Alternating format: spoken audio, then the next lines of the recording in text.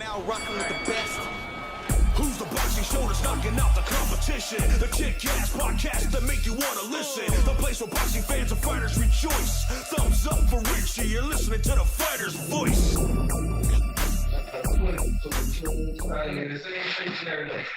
Hey, ladies and gentlemen, I'm your host, Richard Ortiz of the Fighter's Voice. Today, we got a great show for you this evening with us in studio. See, I always want to say in studio, but I guess he really is in studio by way of Zoom. It's the former lightweight champion of the world, and that's Mr. Regis Prograis. Regis, you had training camp today. First of all, welcome to the show, my man. I heard a little bit of noise in the background, but I know you're in training camp, and you got your whole team with you. Tell us about that experience. You know, your team is with you, and how your media day was today. I mean, it was cool, man. I mean, besides the LA traffic, you know, the LA traffic is a killer, of course, but everything was cool. Everything went smooth, bro. You know, that's all. Just I did my little workout. Then after that, like I said, the only thing is the LA traffic after you gotta, cause we had to work out again. And then after that, I gotta work out again tonight. So, and it's taken away from my nap time, basically. Usually after I train, I usually go home. Well, I come back to the house and I take a nap and stuff. So today I didn't get that in, of course, because I had media day. But like I said, man, it's part of the job. It's fine. Everything is cool. And so, you know, that's kind of what we did today. You know, I was watching some of your interviews take place today, and Richard Schaefer was right next to you. You seem very calm and collective, especially when he was talking about big things happening in your career. And you seem to just absorb it very well. Like that's the normal thing to hear. When you hear your name being mentioned at being a great fighter or being involved in the biggest fights, how does that make you feel as an individual, as a father, and even as a husband? I mean, for me personally, bro, I mean, I feel like I deserve that. You know, that's the thing. I mean, I work hard, you know, to get everything that's coming my way, basically, you know. So that's exactly why I train. I train just for all that. You know, the plan is for me to they ordered today that the WBC is gonna make this a final eliminator. So if it's vacates, then you know I'll be right back in line to get that belt again. So like I said, man, it all feels good, but that's what I'm training for. I'm doing what I got to do, and you know, right now it's just all talk. But you know, we still all of us still all parties. We still have to put the work in. You know, Rich has to put his work in to promote me, and I still have to put. I'm the main character. I have to put my work in the gym to become a champion and to become a superstar again. But to become a superstar, basically. So, yeah, I mean, like I said, man, everything is all good, but you know, it's all talk right now. We all gotta put in that work, and that's what I'm looking forward to, putting in that work. You know, I know a lot of people ask you, I've asked you in the past about, hey, possibly moving up to 147, but I'm going to get off that already because I'm going to respect your goals, and your goals is to become a 2-time champion in the 140-pound division. Knowing that you do have options, I'm going to ask you this, Regis, and it's probably a silly question. Why do you want to stay in the fire? When I say the fire, you're talking about the Jose Ramirez's, the Josh Taylors, the Arnold Barbozas, even the Regis Prograis of the world. Listen, bro, I feel like I don't want to say Rob. Rob is a bad word, but I feel like I should still be a world champion. That's it. And it's just my goals, bro. I just want to be a world champion again at 140 before I go up to 147. I mean, for me, I'm a person that I'm a long-term player. You know, I play the game for the long term. And for me right now, of course, I can go to 147 and I can make some good money. I can make a lot of money at 147 and probably become a champion at 147. But listen, my goal is to become a champion again, a 2-time champion again at 140. And then after that, go to 147 and you know, and then campaign at 147 and probably get a belt at 147 later on. But for me, I play a long game and I want to be a champion again. And right now, you know, at first I was thinking about, you know, maybe go ahead and get a few more fights at 140, become a champion, but I might stay at 140 because it's a lot of heat coming at 140 right now. You know, it's a lot of big names, so I'm right in the middle. You know, Richard Schaefer was talking about that. I'm right at 140 to you got 35 pounders coming up. It's a superstars at 135 coming up to 140. I'm at 140, and then at 147 they got the superstar. So I'm like right in the middle to where I can kind of pick and choose, and I go wherever I want to, you know. So it's a whole lot of big fights that could come my way. And you know, like I said, the people is people at the big names. They got the four or five big names at 135, and I think they might be moving up to 147. So if that happens, I might just stay at 140 and, you know, get those big fights. You know, why not? So basically, Regis, you don't want to leave until the party comes. You don't want to leave when the party's coming, because the party's coming at 140. I mean, we're talking about the tanks. Exactly. We're Theofimos and hey, they're all there. So why leave now? At least you want to greet them, right, with a left and a right before you leave to another division, correct? Exactly. So why not? You know, why not do that? You know, it's you know, it's a lot of those are big names. You know, you got of course, Loma. I don't know if Loma will come up to 140, but you know, you got Loma, you got Haney, you got Ryan Garcia, Teofimo, and Javante Davis. All of them talking about coming to 140, and I'm right there in the mix. So why would I? You know, it'll be stupid for me to go to 147. And of course, they got some big names at 147. But for me, like I said, man, I played a long game, and I think that 140 is gonna be on fire in the next 2 years. So I'm staying my ass right at 140. You know what, Regis, and I'm looking at you, man. First of all, I'm looking at your face, because ever since that you told yourself, hey, I need professional help about getting a nutritionist, a dietitian. I mean, you are only a couple pounds away from fight weight. You look great.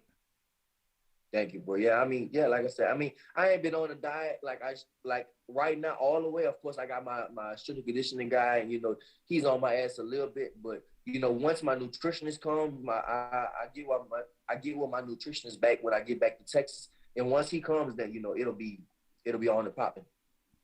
Listen, man, when you got the call, first of all, if your opponent, and of all places, Dubai, man, I mean, was there any hesitation at all? Were you getting ready to tell New Orleans and California bye? Yeah, I mean, no hesitation at all, bro. It's like, what, Dubai, bro? Like, I told people earlier, man, pinch me, man. I might be dreaming right now. Pinch me because it's too good. I'm fighting Dubai. Like, that is awesome. Floyd is about to fight. He's talking about fighting Dubai. And, you know, I'm about to fight in Dubai. Still about, you know. So, I mean, listen, bro, it's a dream come true, bro. I'm a kid from the streets of New Orleans, and I fight in Dubai. This is crazy to me. You know, before I get into the hot mix, man, things are good for Regis Prograis right now. I mean, you got the channel blowing up. You got your own gear going on. You got the house, the mansion of your dreams. You're the man. You write your own ticket right now. Did you ever think in your wildest dreams that you'd be in the place that you are today? It's like a yes or no type of question, man. Because you know what? Yes, because I always put in the work. That's one thing I always did, man. I always put in the work every single day. I went to the gym, I grinded. No, because sometimes you could put in all the work all you want, but it just don't happen for you. You know, sometimes it just don't happen for you. But ever since I was younger, I just felt like I was special. When I was younger, coming up in New Orleans, you know, all the teachers the main thing everybody would say, man, what do you want to do? Me, I always wanted to be an athlete. I'm not gonna lie. At first, I didn't know what I wanted to do. I mean, it was basketball. Basketball is actually my first love. I love basketball. I still like basketball to this day. Basketball, football. I ran track. I swam a little bit. Played a little baseball.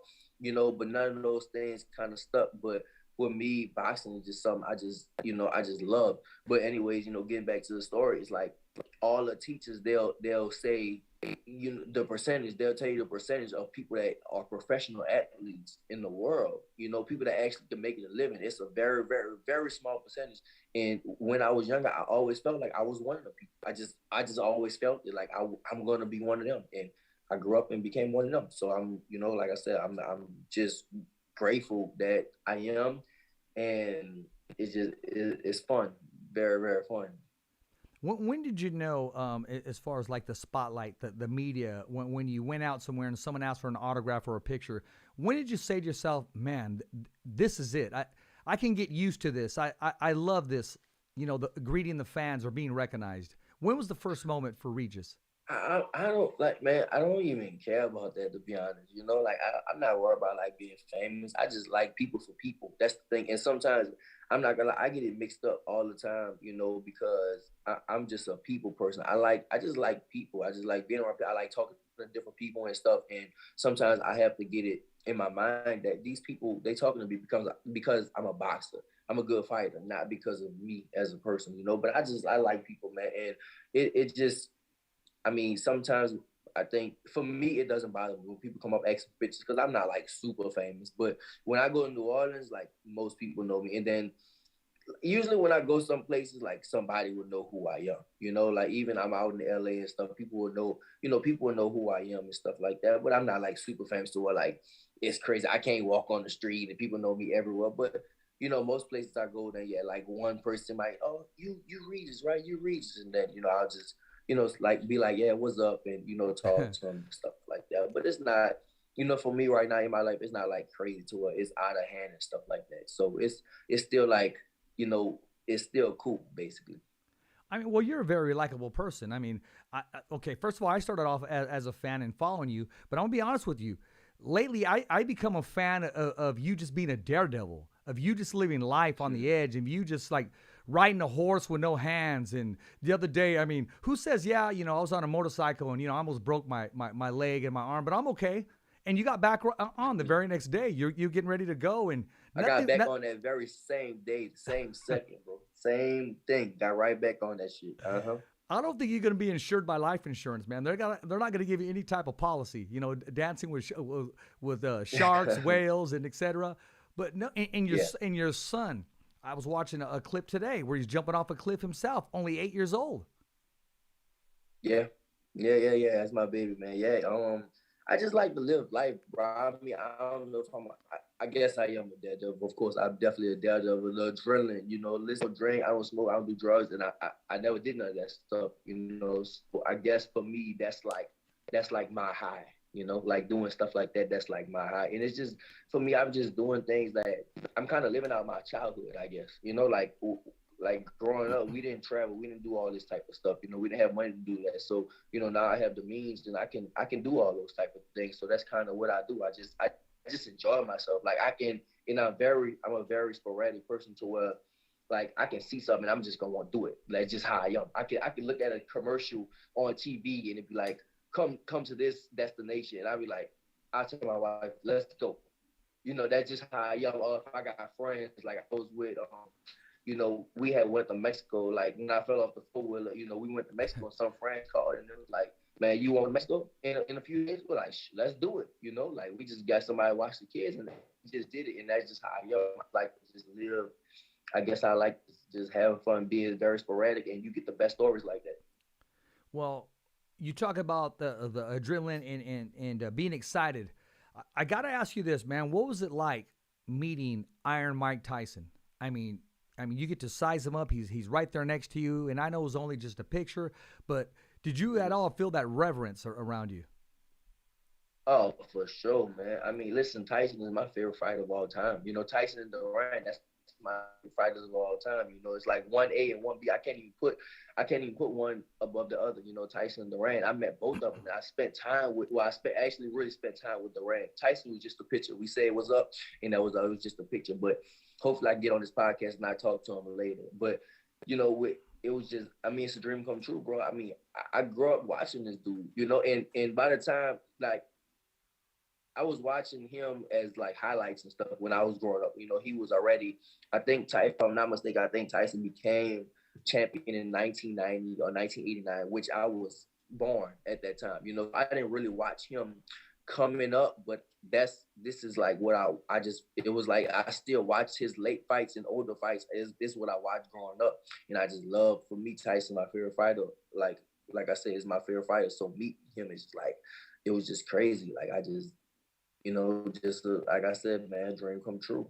You mentioned two legendary fighters, and whether consciously you do or not, what do you think you picked up from Mike Tyson, and what do you think you picked up from Roberto Duran? There has to be something you picked up. I definitely picked up. I mean, I can't really say I picked up nothing from Mike. It's just like how in real life how big he really is, like how stocky he really is. You look at the picture and we almost the same height.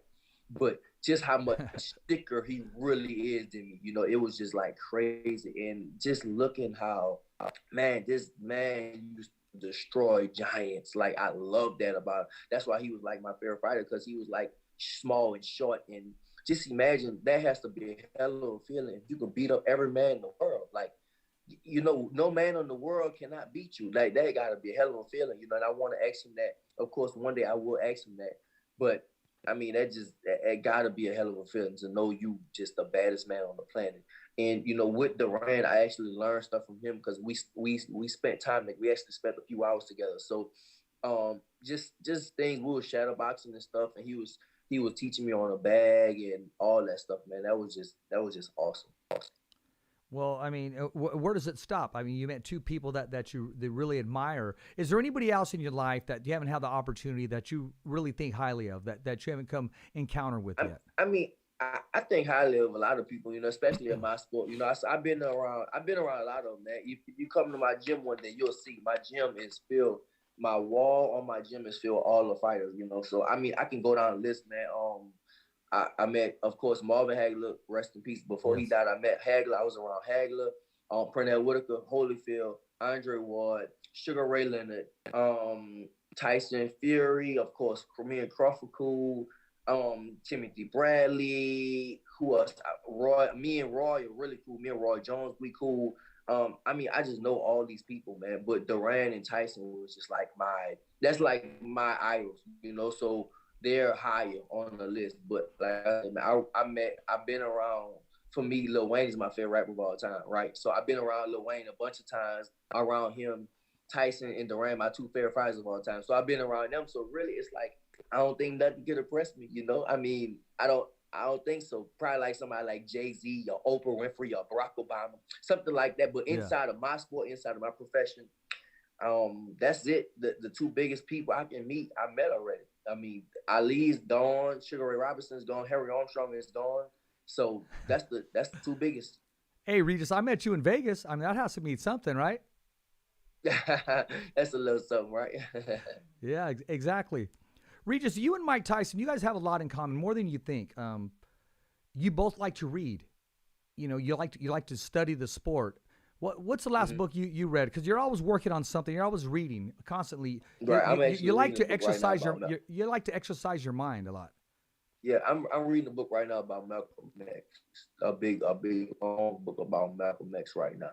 I got that reading from Mike Tyson. That's what I got. That's who I got it from. Really. I mean, I can't wait to one day talk to him about it. Like, I really got that from him because he was just a student of the game, and you know, me. That's what I am. I'm a student of the game. I just love to learn about my history. If I read a book about like Joe Louis or something like that, and I just want to know what they did. How did they get to the top? I just, you know, and I read so many books, and I mean, for me, I get it from him.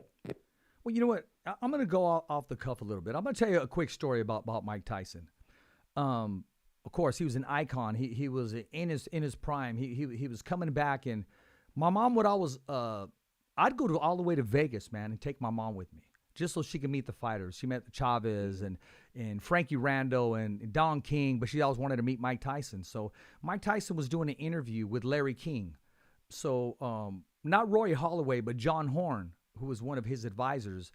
I met John Horn about maybe 9 months before. So we're in the back of the MGM Grand. They're taping the show with Larry King inside of the ring at the MGM Grand. Roy Holloway, he passes by. He doesn't know who I am. John Horn, he says hello, and he says, "Oh, you got mom with you." He went inside maybe 15 seconds, comes back out, says, "Bring mom with you." He takes us to the green room. Now, the green room, you know, they got food there, and then you can see the monitors of where the interview's taking place. And you have press in there with us. So, but the press, they're doing a lotto, which means there's maybe 15 press members, only 7 get to interview him or be around him. So, you know, they're waiting. So they look at me and my mom because we're in there, and we're wearing shirts that say "Free Mike Tyson," of course, because we were really, you know, trying to get his attention and supporting him. They looked at us up and down like, "Oh, man, who are these people?" But little do they know, Horn came out, and he says, "Bring mom with you." So they got to see us meet Mike Tyson on the monitor. So everybody there that was waiting, who kind of prejudged, like, "Who are you guys?" Right? You see this Mexican and his Mexican mom there on the monitor meeting Mike Tyson. So anyways, there was cameras. There wasn't no phones involved. I don't even think I had a pager at the time. So I'm going to get to more of the story. So I take a picture of my mom and Mike Tyson.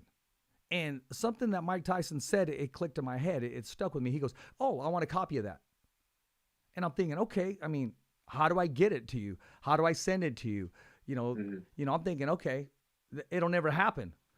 So I do have a copy of it, and I was scheduled to do an interview with him. He was coming to Lemoore because he was doing his stand-up. Remember, it was the Mike Tyson. He was telling the story. I believe, who's the guy? Truth. Yes, exactly. But prior to that, he did that interview in Canada, and the guy asked him a question, right? It just set Mike off. Remember, Mike got upset. He asked him I saw that. right off the bat, something like, prison and rape or something. He goes, what do you, it set Mike off. Remember that. Exactly. So after that, I got an email from his PR, his publicist said no more interviews.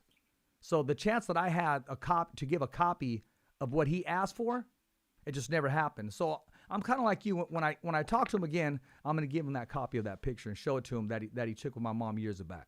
So I just had to share that story, man, because you're not the only one, But when I talked to him and I met him, I felt that reverence around.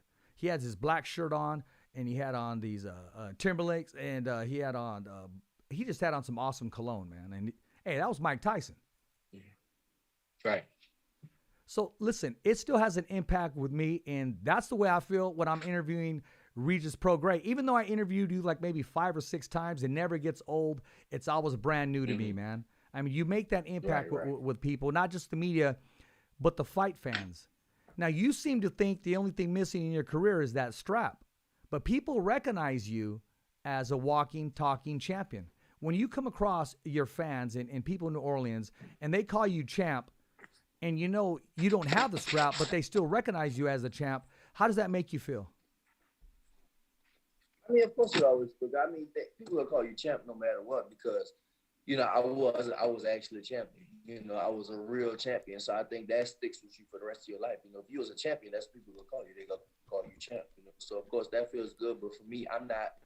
In my head, I'm not a champion now. I'm not. And I want to be a champion again. So next time, they gonna call me 2-time champ. I don't want them to call me champ. Call me 2-time champ. That'll be my name. That's what I'm gonna tell people to call me next time. There you go. And Hall of Famer Lee Samuels said, "Once a champion, I was a champion." And when you were being called 2-time, I went to a training camp back in the day, man, and they would call Tommy 5-time. That was his nickname in the gym, Tommy Hitman Hearns. His brother Billy would call him 5-time. So, right, exactly, man. He deserved that. You deserve that. You got that belt 5 times, man. You deserve that. You deserve that title for sure. Exactly, man. Now, listen, I know there's been rumors. I mean, they throw a lot of different names at you, and one of them that's been a possibility is Teofimo Lopez. If that fight, in fact, does happen, how do you think you match up with him? I mean, I think it's a good fight, man. I mean, listen, when it happens, if it win or if it happens, then it'll happen, So right now, I don't talk bad about. I mean, I'm cool with Theo. I was actually with him.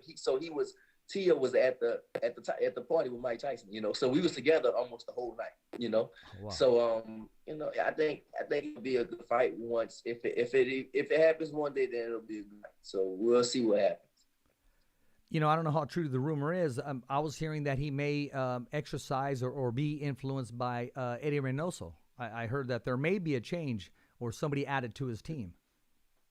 Mm-hmm.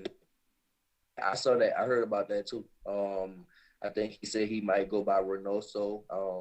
But yeah, we'll see. We'll see what happens. So how do you think Ryan Garcia is going to do now that he has, the legendary trainer himself, Joe Goosen? I mean, you never know, man. You never know. I think he made a change for a reason.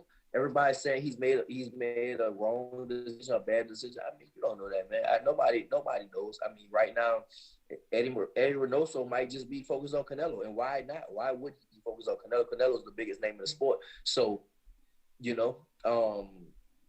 I just think that, bro, whatever decision he made, he did it. I think he made for the best of his career. He felt like it was a good thing. So, let him. I feel like whatever it's his decision. And only time to tell if it's the right decision or not. Okay, listen, man. I'm gonna let you play matchmaker. Okay, I'm gonna have the Fantastic Four: Duran, Sugar Ray Leonard, Tommy Hitman Hearns, Marvin Hagler. We're gonna put Mayweather in that era right now. You get to match him up with 2 out of the 4. Which 2 would it be?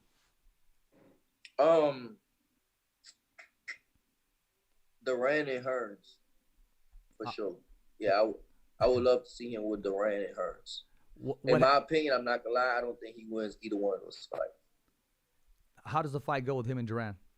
Does it go the distance? Does it? I think he'll go the distance, but I think Duran will beat him. I definitely think Duran would have beat Floyd, and Tommy definitely for sure. I think it's no doubt. I mean, listen, with Duran, I think that would have been a good fight, but I pulled Duran because Duran, like I said, one of my favorite fighters, Yeah. right? So I and just skill wise and just how much talent Duran had and all that stuff, and defense and offense mixed in, Duran had just everything. Duran is probably the greatest fighter on the planet right now. Literally the greatest fighter on the planet that's right now. Sugar Robinson's dead, Ali's gone. So, I think he might be the greatest fighter on the planet right now. But yeah, I think that he would have beat Floyd. But Tommy, man, I don't know, bro. Tommy was a monster. Tommy was just so good. So, and just that reach and how big he was, I mean, I don't think Floyd would be able to beat Tommy. I can't say knockout or nothing like that because obviously Floyd never lost. So he never been knocked out because he never lost. So Floyd is a beast. But it's just my opinion.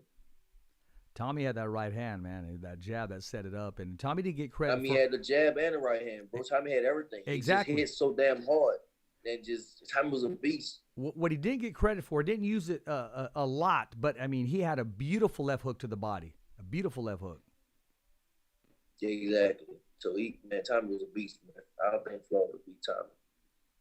So listen, man, when the new boxing game comes out and you see your face on there as a character, man, I mean, again, you said earlier, pinch me, man. I can't believe because the life that you're living right now.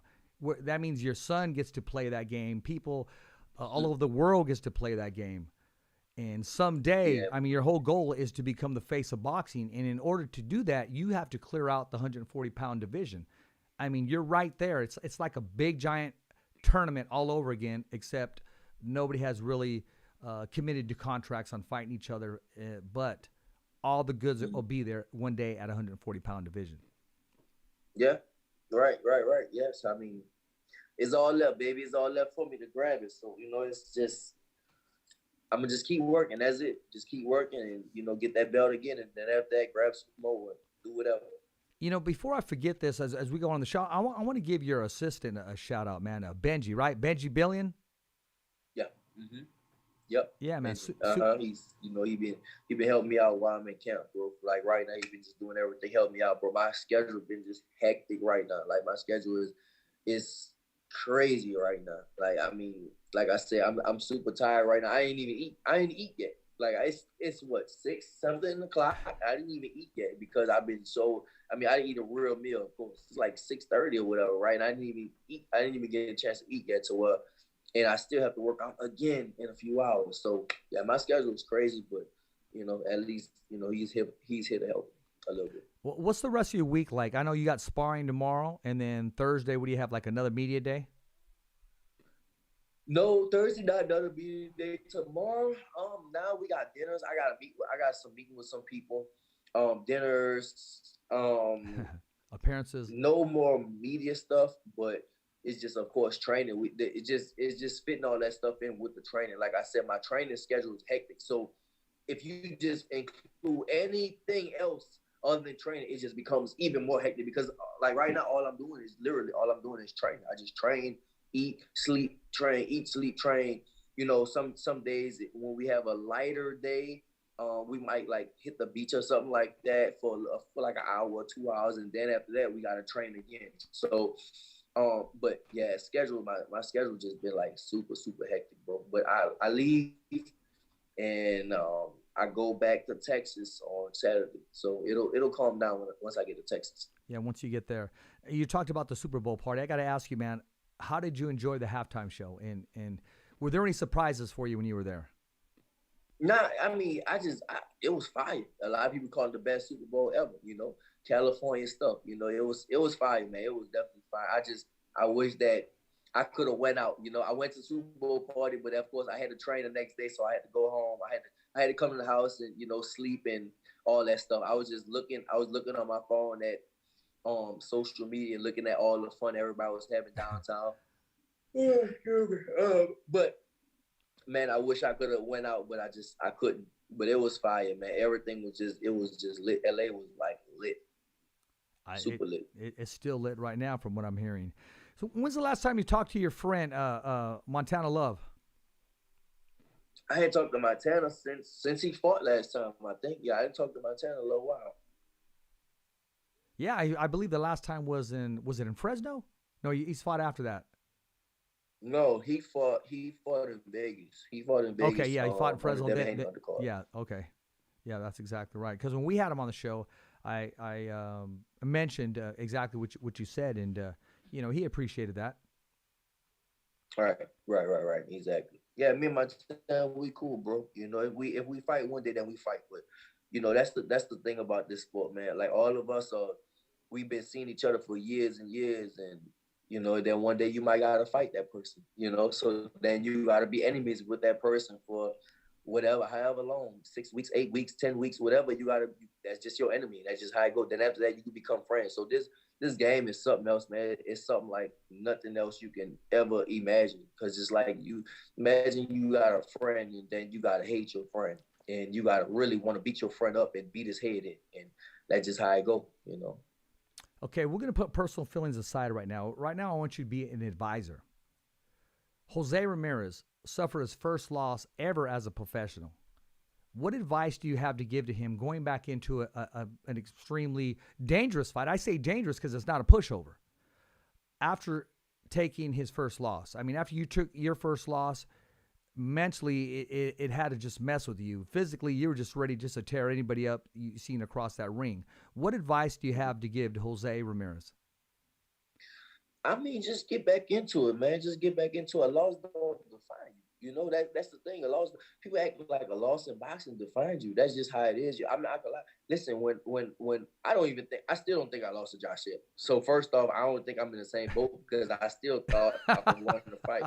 To be honest, I still don't think I lost, but on my record, I have a loss. I do have a loss on my record. So, I mean, it's just like you would think when I was undefeated, I thought a loss would mean like the death of me, and it just doesn't. It's just, okay, a loss is just a learning lesson. Just like in life, bro. Like if you I read a lot, right? All these books about all these great, successful people. One of the people I look up to is, like a Oprah Winfrey. And Oprah has so many L's in her life, so many losses, but she learned from that. A loss is not a loss.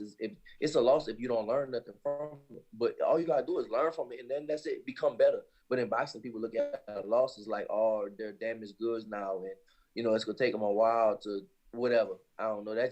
But that's just how it is in boxing. But listen, bro, a loss ain't nothing a loss in boxing is nothing if you don't learn nothing from it. If you learn from it, then it's not a loss. It's considered a lesson. Well, actually, there's going to be two fighters coming back that day.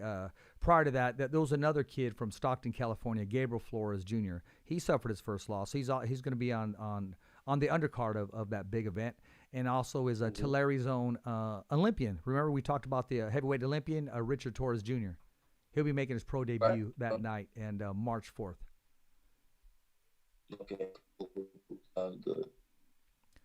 Do you tune into a lot of fights, Regis? I mean, yourself, or do you just catch the highlights, or are you a student of today's game? I'm not gonna lie, I'm not a student of today's game as much. Of course, I watch the big fights, and I watch fights, but it's not like a priority on my list, to be honest now. But I would watch fights and stuff. But I'm more of an old school type of person. I love watching old school. I love watching old school fighters. That's just me. But I mean, of course, I watch. Sometimes I might get on YouTube and watch older fights of the new school guys. That's what I'll do. It might not be a fight that's happening like today, but it'll be a fight that happened probably last like few years or something like that. So I mean, sometimes I do that. Sometimes I just get up and put on YouTube or just watch any of the guys. It doesn't matter, man. Just put up whoever, and I just watch their fights from like a year or 2 years ago, something like that.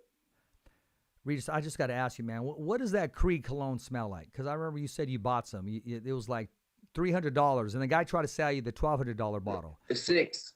It's $600. Okay, $600. For a small bottle, and it's 12 for the big one. You get another. So I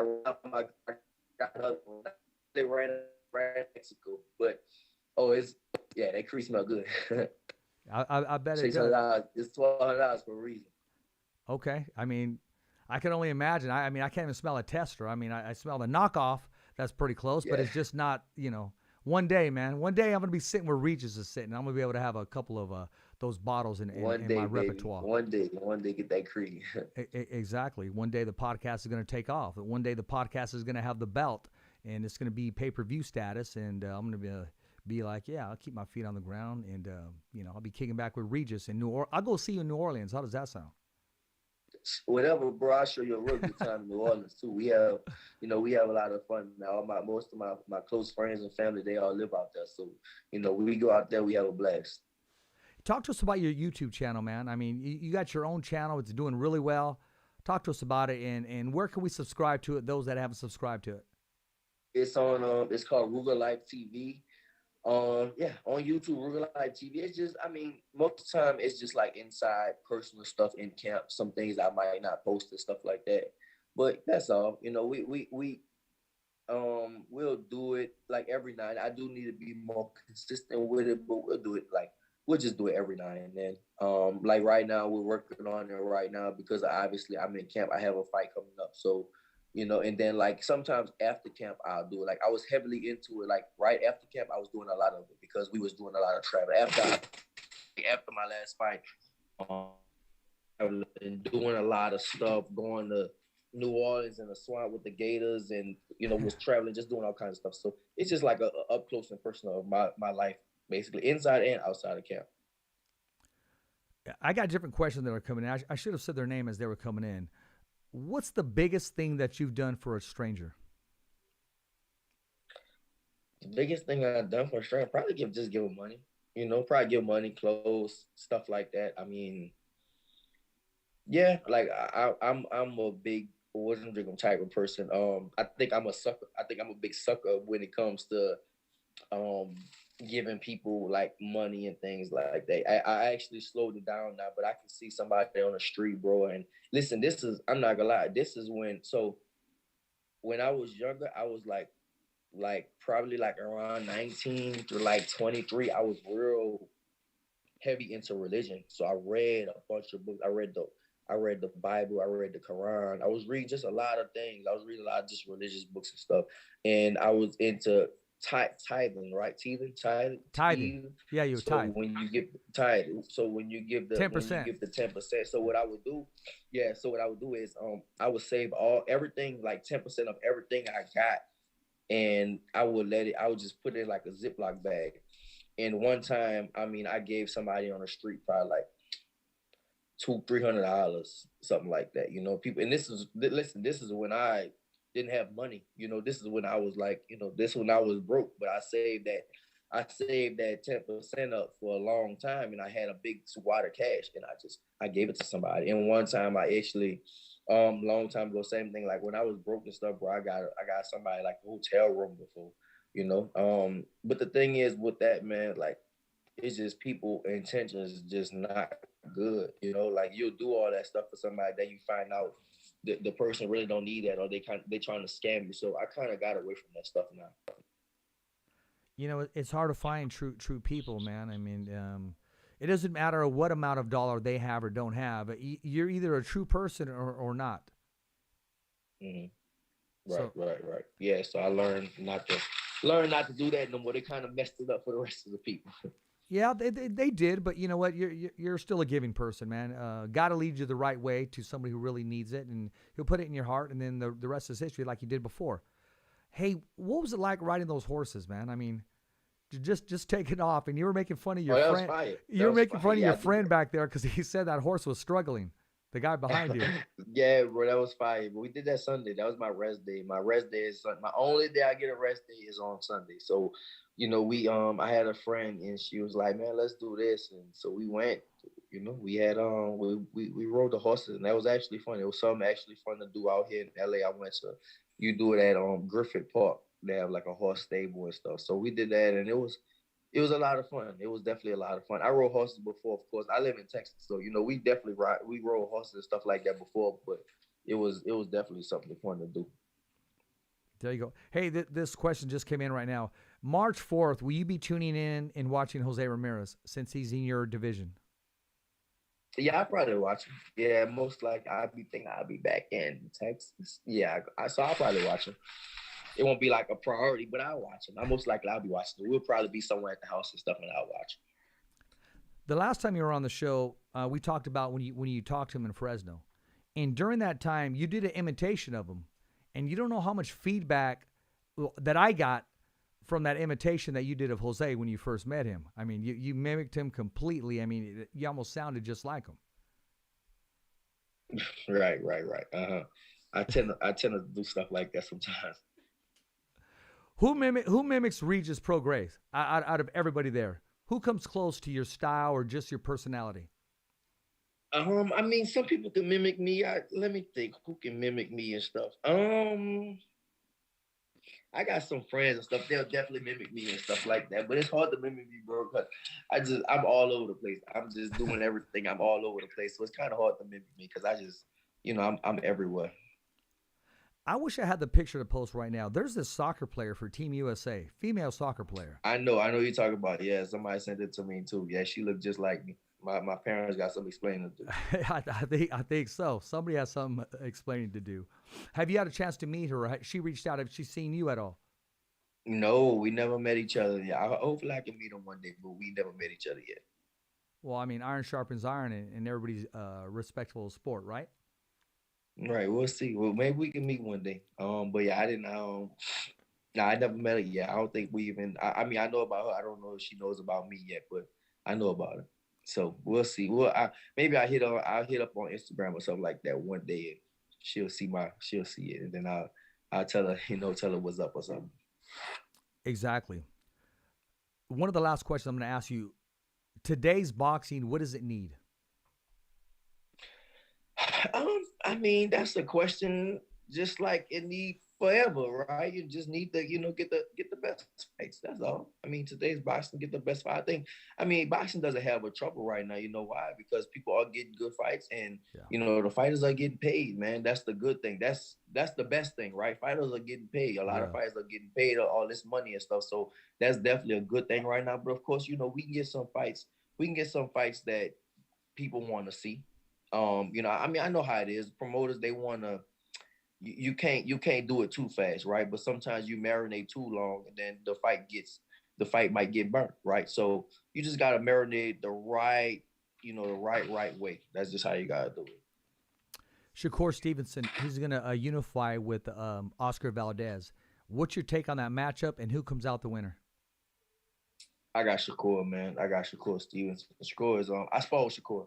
Listen, Shakur can fight. I'm telling you that right now. Me and Shakur spar. We sparred 2 times, and man, Shakur is talented. Very, very, very talented, man. Matter of fact, Shakur might be one of, as far as a southpaw, like just one of the best southpaws I spar with. Probably like Ricardo Williams is probably the best southpaw I spar with, and then probably Shakur is probably. Let me think. Who else? Sparred a lot of southpaws before, but Shakur was good, real good. And of course, Ricardo Williams is probably the best southpaw spar with. I'm going to mention a name to you. You may not know him. He was just recently, he won the WBC bout at 115 pounds. And that's Jesse Bam Rodriguez. He won the bout about maybe a week ago, 2 weeks ago. Remember the name, Regis, and mark my word. He's going to possibly. I heard about him. I heard. I didn't watch the fight, but I definitely heard about him. Of course, I heard about him. Well, that's good. And his brother's Josh Franco, the professor. So right now you got 2 brothers that are holding the belt in the same division. That's crazy. Yeah. Hopefully they don't fight each other, but that's crazy. That's kind of like Marlon Melo, the Charlo twins. They kind of had that same thing going on, but the other one went up a weight class. So maybe they do the same thing. Maybe somebody decide to go up a division. Well, one recently posted, he was just joking. One brother reached out to the other and said, "Hey, brother, let's unify." And they had like 2 hands shaking. And I mentioned that to Robert. Robert Garcia was on the show Tuesday, and he said, "Hey, I told him, take it down. Take it down." And he had fun with it. He goes, "No, but take it down." Yeah, they definitely should take it down because you know what they're going to do? They're going to offer them a lot of money, and they might have to really fight each other. So they probably should take that down, you know. And the thing in boxing, man, it's like you don't want to get into that because boxing, you can really hurt each other, you know, and you imagine hurting your brother, you know. So yeah, I don't think they should do that. I'm gonna ask you a tricky, fictional question. If Regis had a twin brother exactly like him, and we'll just say his name was Peaches or something, or I don't know, Barry or anything. It wasn't Regis. How does Regis beat his brother? That's an exact clone to him. Man, that's a tough ass question. I don't even know. I can't tell you. I don't know, bro. I can't. If I had to fight me, shit, I don't know how I would do it because that'll be a hard ass fight. I'll be like, God damn, that motherfucker would be hard to fight. I can't even tell you. I don't even know because that's gonna be. If I had to fight myself, that'll be. I wouldn't be looking forward to it. Well, Regis, you know what? I did look forward to tonight's show, and I'm going to let you rest. And as a true professional, I know you're very booked, you're very busy, but you took the time and the respect, and you gave it to the Fighter's Voice podcast, along with the viewers and the fans and the followers. So from the bottom of my heart, man, especially today's show, I do appreciate that. And I'm glad I got you on time during training camp because I don't want to be that guy when you get close to training camp where it becomes a distraction. So I appreciate you. Yeah, we're posting a picture right now of you rocking the Fighter's Voice t-shirt. And that's another thing that I do appreciate that because other fighters have it, and out of the blue, I mean, they'll just put it on, man. But you made sure you wore it on that video that you shot where you're just relaxing, and you made sure to take a picture and you posted it, man. And I appreciate that. No problem, brother. Well, have a good night, bro. I'm glad to be on, bro. Yeah, you called me. I'm tired. I gotta eat right now. I ain't even eat yet. I'm tired. I got in this. Guess what? I still gotta work out in like another 2 hours. So, but you called me at the right time, bro. So thanks for having me, and I'm gonna holler at you. Hey, man, and give Benji my best for making that happen, man. And sorry we couldn't make it up there today. Some other things got involved, and I don't just want to be that guy that just, hey, I just kick back in here. You will see me in the future at your training camps. I'll surprise you, man. Like I said, you may see me in New Orleans, man. Okay, man. Hey, the best part of the show, as always, I want to thank Regis Prograis, and as always, Fresno, California, Rich Ortiz here. It's a wrap. Thumbs up for Richie. Holla.